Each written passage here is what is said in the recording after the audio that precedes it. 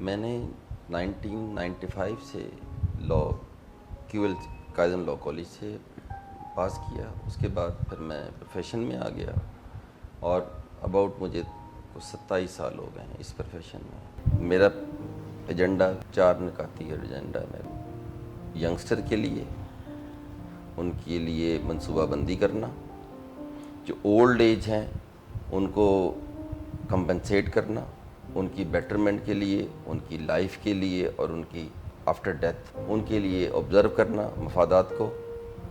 اور تیسرا ہے کہ ایک زمانے میں وکلا کے لیے میڈیکل فری ہوا کرنا, اس کو ریسٹور کرنا. اور چوتھی بات یہ ہے کہ اپنے آپ کو ہر وقت اس طرح پیش کریں جیسے ایک وکیل, پڑھا لکھا وکیل, سمجھدار وکیل, اور معاشرے کو یہ نہ ہو کہ یہ ہمارے رائٹ پہ قبضہ کرے گا. ہمارا پیغام ہے کہ قانون کی بالادستی ہوگی, ہر کمزور کو طاقتور کے برابر کرنا ہے. اعجاز الحسن مغل صاحب, آپ یہ بتائیے کہ آپ کی تعلیمی سرگرمیاں کیا تھی leading to your law degree, اور پھر آپ کی پروفیشنل سرگرمیاں کیا رہیں؟ بسم اللہ الرحمن الرحیم. شروع اللہ کے نام سے جس کی قدرت میں میری جان ہے. میں نے 1995 سے لا QL قائدم لا کالج سے پاس کیا. اس کے بعد پھر میں پروفیشن میں آ گیا اور اباؤٹ مجھے 27 سال ہو گئے ہیں اس پروفیشن میں. وکلا کاز کے لیے ہمیشہ میں نے سر فہرست کام کیا ہے اور اگلی صفوں میں میں نے کام کیا ہے. میں نے ہمیشہ وکلا کاز کے لیے اور وکلا کی سربلندی کے لیے اپنے آپ کو پیش کیا ہے. مجھے اللہ ذات نے, اس باری تعالیٰ نے مجھے بہت سی چیزوں سے دور رکھا ہے, میں اس کا شکر گزار ہوں. سر میں آپ لوگوں سے پوچھنا چاہوں گی کہ آپ لوگ ماشاءاللہ جیسے اس فیلڈ کے اندر ہیں, اس فیلڈ کی جو بھی پروز اینڈ کونس ہیں ان کو اچھے سے جانتے ہیں, تو آپ ہمارے وکلا کے لیے اور اسپیشلی جو نیو کمرز آتے ہیں اور جو لیڈیز آتی ہیں, وومن ریپرزنٹیشن جو کے جو مسائل ہیں, اور باقی بھی وکلا کی جو اس میں فیلڈ میں انٹر ہوتے ہیں اور انیشیل ایئرز میں ہوتے ہیں, ان کی فلاح کے لیے اور ان کے کیریئر بلڈنگ کے لیے آپ کیا پلانز رکھتے ہیں, کیا سوچتے ہیں اور کیا کرنا چاہیں گے؟ جی جی پلیز. ندا, گزارش یہ ہے کہ لیگل پریکٹیشنر ایکٹ جو ہے جب بنا تھا جی, اس میں تمام چیزوں کو جو ینگسٹر ہیں ان کی فیوچر کی اور کرنٹ جو ان کا مستقبل تھا اس کو مد نظر رکھا گیا تھا. جی, اس کو کبھی پڑھا بھی نہیں گیا, اس کو کبھی دیکھا بھی نہیں گیا. جی, ہم نے زیادہ تر زور آواز کو بلند کرنے میں کیا ہے, ہم نے آرگومنٹ کو بلند کرنے میں کبھی زور نہیں لگایا. جی, ہمیں اپنے آرگومنٹ کو بڑھانا ہے, جی, ہمیں دلیل سے بات کرنی ہے. ہمارا پوسچر بہت کول ہونا چاہیے. کہتے ہیں کہ 3 کوالٹیز ہوتی ہیں وکلا کی, دماغ اس کا برف کا ہو, ٹانگیں اس کے گھوڑے کی ہوں اور دل اس کا سونے کا ہو. یہ تینوں چیزیں ہم کھو چکے ہیں. ہم نے جوش واویلا اپنے آپ کو اس کے حوالے کر دیا. ہم نے سننا بند کر دیا ہے, بولنا شروع کر دیا. ہمارے ینگسٹر نے بھی ایسے ہی کام کیا ہے, وہ سنتے کم ہیں, بولتے زیادہ ہیں. کان 2 ہیں, زبان 1 ہے. جی, ہمیں اسے ڈبل کام لینا ہے. ہم نے تو سنگل بھی نہیں لیا.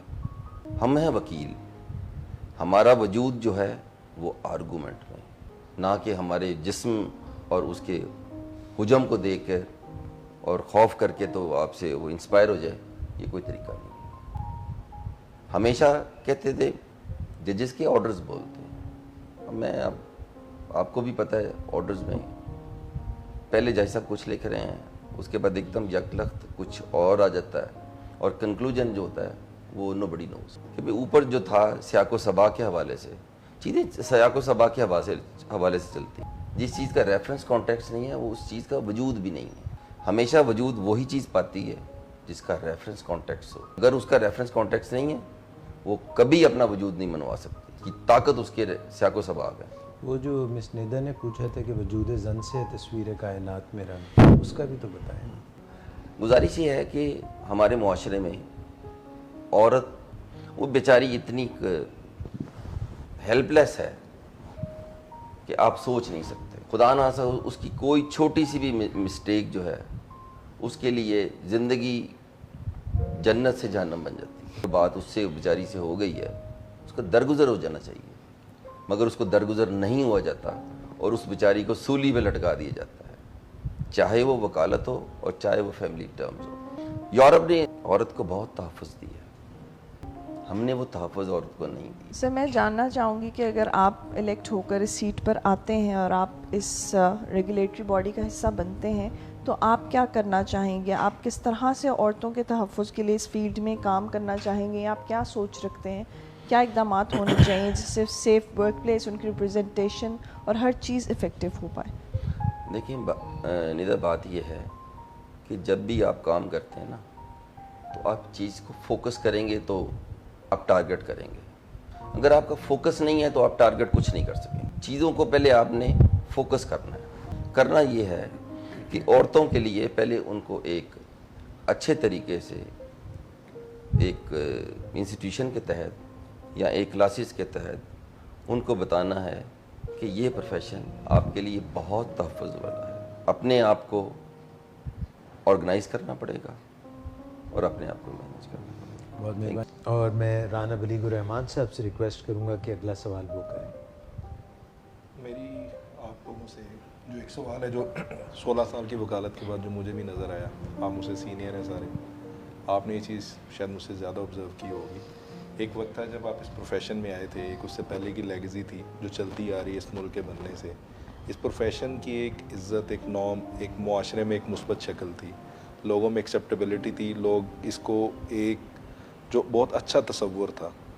وقت کے ساتھ جو اب چیزیں بہت تیزی سے بدل رہی ہیں, جو میرے لیے بھی ایک پریشانی کی باعث ہے کہ ایک بہت منفی شکل میں ابھر کے اب سامنے آ رہے ہیں. بطور وکیل تعارف کرواتے ہوئے معاشرے کے اندر اب لوگوں کا ایک آگے سے رجحان یا ملاپ یا ایک ہماری جو ایز اے کمیونٹی شکل ہے, کیا یہ ویسی ہی ہے جیسے پہلے تھی, یا آپ سمجھتے ہیں کہ نہیں اس میں کچھ تبدیلی آ رہی ہے اور اس کو بدلنے کی ضرورت ہے, اس کو واپس انہیں فٹ اسٹیپ پہ لے جانے کی ضرورت ہے جو کہ ایک لیگزی ہم پہلے کیری کر رہے تھے؟ تو بطور, کیونکہ گورننگ باڈی جو ہے وہ پنجاب بار کونسل ہے, جو ڈراسٹک چینجز یا جو ایک جو لائے عمل ہے یہیں سے نکلے گا, تو آپ کیا سمجھتے ہیں کیا کرنا چاہیے اس حوالے سے؟ جی بسم اللہ.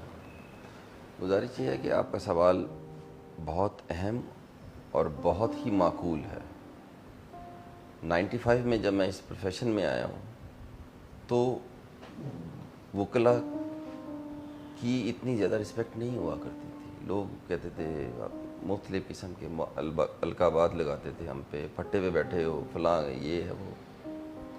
ہم نے پھر بھی اس کو پیشنسلی اور لبرلی اس کو ٹریٹ کیا, انلیس کہ 2007 میں ایک وکلا تحریک آئی جس نے ہماری عزت کو عروج پہ لگا دیا, مگر ہم نے اس کا تقدس قائم نہیں رکھا. میں بے دریک کام بھی کیے میں نے اور بے طریق بولا بھی ہوں. مجھے دلیل کے ساتھ بولنا ہے, اور اگر مجھے بولنا ہے تو مجھے عدالت میں بولنا ہے. کیوں کہ میرا کام ہی یہ ہے کہ جو یہاں کی اس ملک کے نادار لوگ ہیں ان کو تحفظ دینا. میں نے ویسے تو لا لیسنس یہاں پہ ایک عروج پہ ہے, مگر مجھے اس قانون کی بالادستی کو یقینی بنانے کے لیے منصب دیا گیا ہے. ادروائز مجھے ٹائی اتار دینی چاہیے, مجھے ٹائی پہن کے نہیں جانا چاہیے.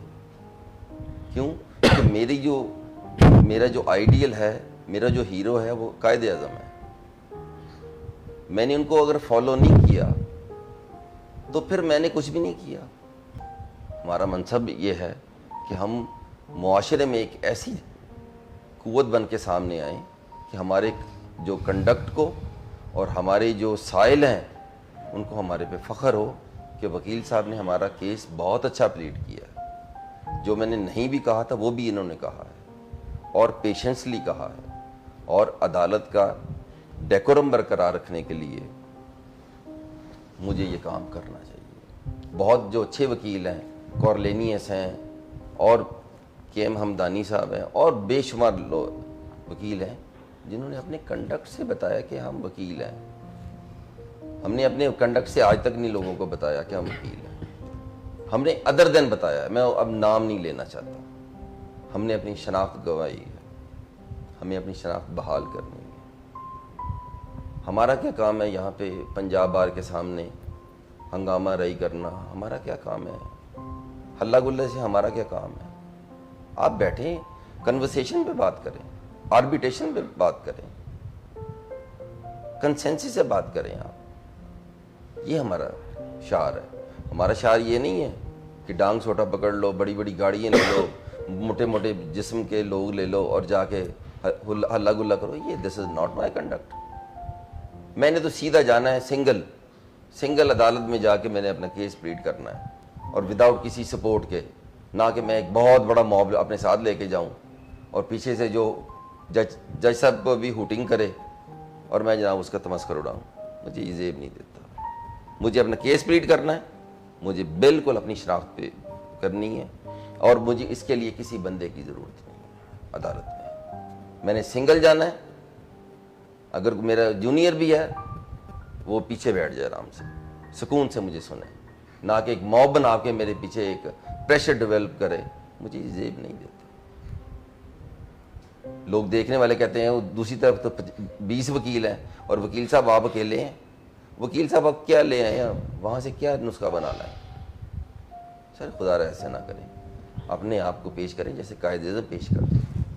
سعد, آپ کو لگ رہا ہے کہ اس بار, کیونکہ شاید آپ کے جب سے آپ کو یہ کالا کوٹ پہنا, آپ نے وکالت کی ڈگری حاصل کی, تو یہ پہلا پنجاب بار کاؤنسل کا الیکشن ہے جس پہ آپ ووٹ کریں گے؟ جی سر, یہ پہلے. تو آپ کو لگ رہا ہے کہ اس بار آپ کی قیادت جو ہے وہ کچھ مختلف ہوگی اور آپ ینگسٹرز کے مسائل بھی حل کر سکے گی؟ Anything that you would like to ask them?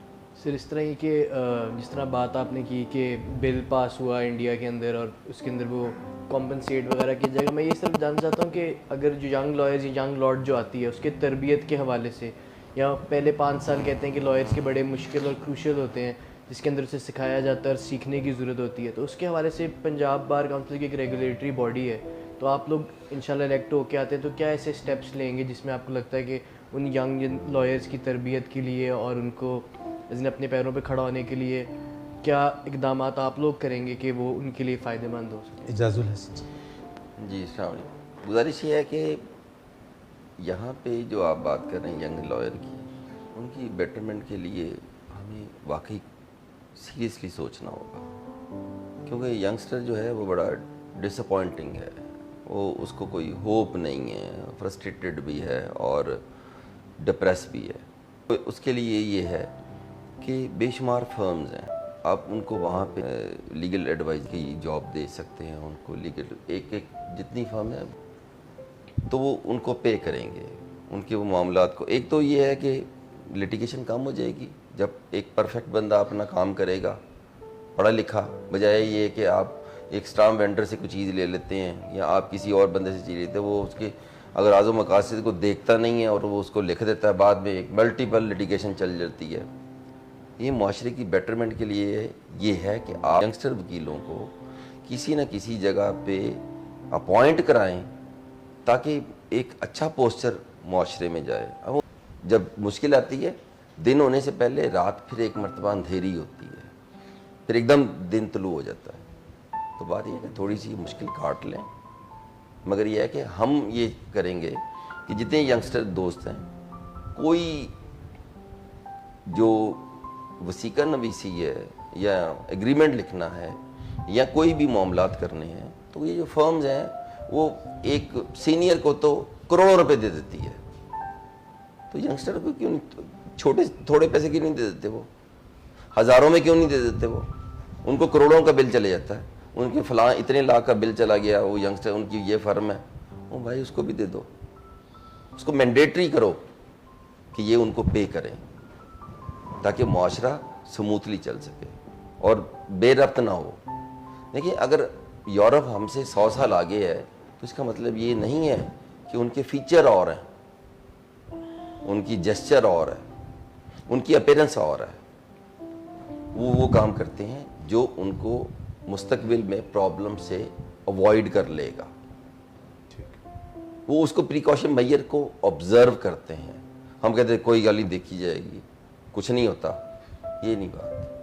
you, sir. ہمیں یہ چاہیے کہ جو ینگسٹر ہے اس کو فل فور اس کو کچھ نہ کچھ کمپنسیٹ ہونا چاہیے تھوڑا سا. آپ فرداً اپنے ووٹر سے کیمرے میں مخاطب ہو کر ان کو کال دیجئے so that they should vote you in. سب سے پہلے میں اعجاز الحسن مغل صاحب سے ریکویسٹ کروں.